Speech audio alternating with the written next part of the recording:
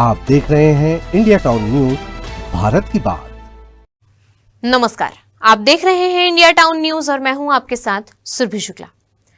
आज भारतीय लोक संस्कृति, छत्तीसगढ़ और पूरे देश के लिए बेहद दुखद दिन है।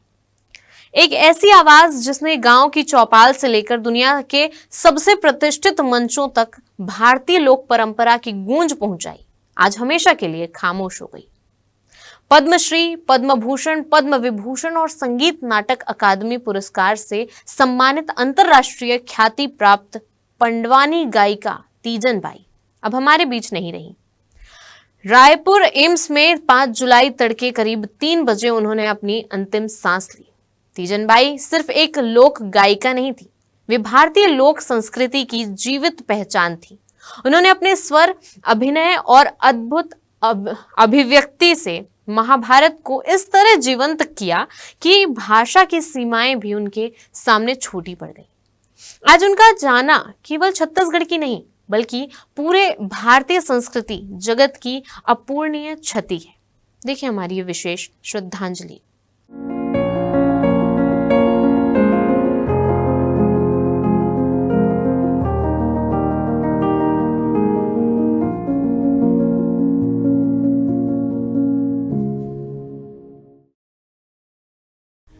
दुर्ग जिले के गनियारी गांव में जन्मी तीजन बाई ने बेहद साधारण परिवार से निकलकर असाधारण पहचान बनाई। बचपन से ही महाभारत की कथाएं सुनने और गाने का शौक था। समाज की अनेक रूढ़ियों और विरोध के बावजूद उन्होंने हार नहीं मानी। जिस दौर में महिलाओं का सार्वजनिक मंचों पर पंडवानी गाना आसान नहीं था, उस दौर में तीजन बाई ने हर चुनौती को अपनी ताकत बना लिया। धीरे धीरे उनकी आवाज गांवों से निकलकर राष्ट्रीय मंचों तक पहुंची और फिर पूरी दुनिया ने उन्हें सुना। पंडवानी केवल एक गायन नहीं बल्कि यह महाभारत की कथा को संगीत, अभिनय, संवाद और भाव भंगिमाओं के माध्यम से प्रस्तुत करने की अद्भुत लोक परंपरा है। तीजन बाई इसकी कापालिक शैली की सबसे बड़ी कलाकार मानी जाती थी। हाथ में तंबूरा, चेहरे पर भाव, आवाज में ओज और मंच पर अकेली कलाकार। लेकिन दर्शकों को लगता था जैसे पूरा महाभारत उनके सामने जीवंत हो उठा हो। कभी वे भीम बन जाती, कभी अर्जुन, कभी द्रौपदी तो कभी श्री कृष्ण। यही उनकी सबसे बड़ी कला थी। भारत से लेकर Europe, America, Japan, France, Britain, Australia और अनेक देशों में उन्होंने पंडवानी की प्रस्तुति दी।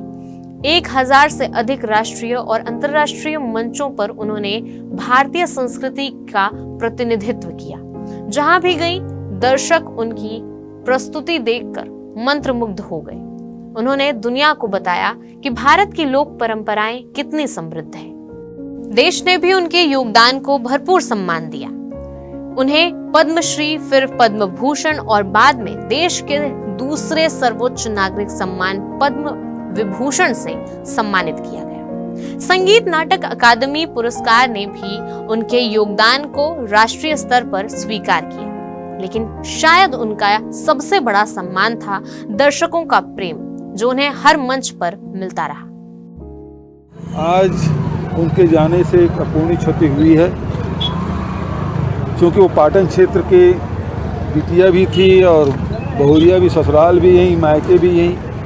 और हम लोग बालकाल से उनके पंडवानी सुनने जाया करते थे जब स्कूल में थे। तो उन्होंने कला के माध्यम से पद्मश्री जैसे अनेक भारत सरकार से उन्होंने उसको सम्मान मिला।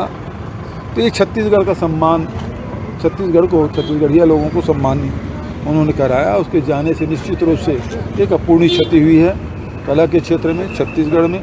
और व्यक्तिगत रूप से ये मुझे भी नुकसान हुआ। 27 मई से वे रायपुर एम्स में भर्ती थी। डॉक्टर लगातार उनका उपचार कर रहे थे, लेकिन रविवार तड़के उन्होंने अंतिम सांस ली। उनके निधन की खबर मिलते ही पूरे छत्तीसगढ़ सहित देश भर में शोक की लहर दौड़ गई। प्रधानमंत्री नरेंद्र मोदी ने उन्हें भारतीय कला और संस्कृति की अपूरणीय क्षति बताया। मुख्यमंत्री विष्णुदेव साय सहित अनेक नेताओं, कलाकारों और सांस्कृतिक संस्थाओं ने भी गहरा दुख व्यक्त किया। विख्यात पंडवानी गायिका थी, और पद्मश्री, पद्म भूषण, पद्म विभूषण जैसे अवार्ड से पुरस्कृत थी और पंडवानी के माध्यम से पूरे देश और विदेश में छत्तीसगढ़ का नाम रोशन की थी। उनको विनम्र श्रद्धांजलि अर्पित करते हैं। तीजन बाई का अंतिम संस्कार उनके पैतृक गांव गनियारी में किया गया, जहां हजारों लोग अपनी प्रिय लोक कलाकार को अंतिम विदाई देने पहुंचे थे। एक कलाकार भले ही इस दुनिया से विदा हो जाए, लेकिन उसकी कला, उसकी आवाज और उसकी विरासत हमेशा जीवित रहती है।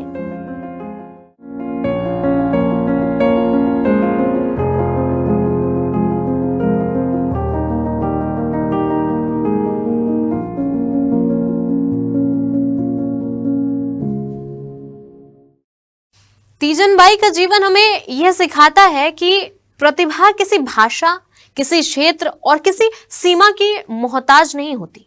उन्होंने छत्तीसगढ़ की मिट्टी से निकली लोक कला को विश्व मंच तक पहुंचाया। आज उनकी आवाज भले ही शांत हो गई हो, लेकिन उनकी पंडवानी आने वाली पीढ़ियों तक गूंजती रहेगी। भारतीय लोक संस्कृति का यह स्वर्णिम अध्याय इतिहास के पन्नों में हमेशा अमर रहेगा। आप देख रहे हैं इंडिया टाउन न्यूज, भारत की बात।